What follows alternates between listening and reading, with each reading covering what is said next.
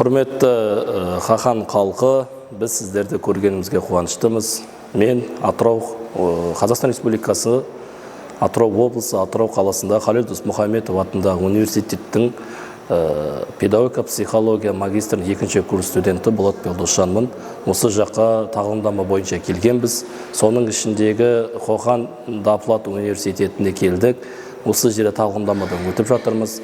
Ең ұнаған жағдайы бұл жердегі мамандардың психология сабағынан беретін әріптестеріміздің сабақтар өте жоғарғы деңгейде. Біз соны көріп қуандық, және бұл жерден алатын білімдеріміз өте көп.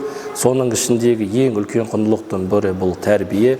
Өздеріңіз білесіздер, кез келген жердің білімін дамытқан кезде оған беретін ең үлкен күш ол білім, және ол тәрбие. Ол тәрбие болмаған жағдайда білімнің ешқашан дамымайтындығы сөзсіз. Сондықтан да ең бірінші тәртіп пен тәрбие өте жоғары деңгейде қалыптасқан университет болып көрінді.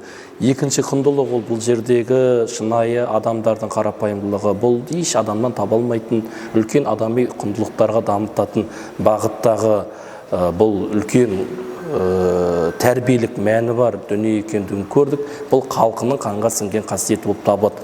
Менің де қорғап жатырған тақырыптарының бірі ішіндегі soft skills. Бұл жерде адамды өмірге дайындау бағыттары өте жоғары деңгейде қойылған.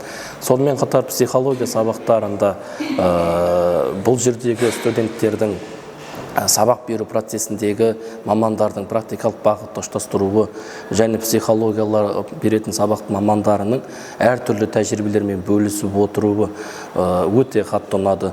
Сонымен қатар бұл халқының сыйластығы, құрметі деген үлкен құндылықтарын көре отырып, бұл университеттің тек қана Өзбекстан республикасында ғана емес, бұл Азия бағытында да, Европа бағытында да көрсете алатын тәжірибесі бар екен көріп отырмыз.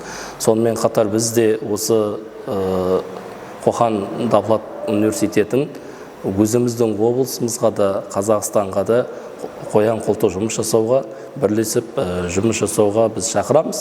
Сіздерге рахмет, осындай құрмет көрсеткендеріңіз үшін.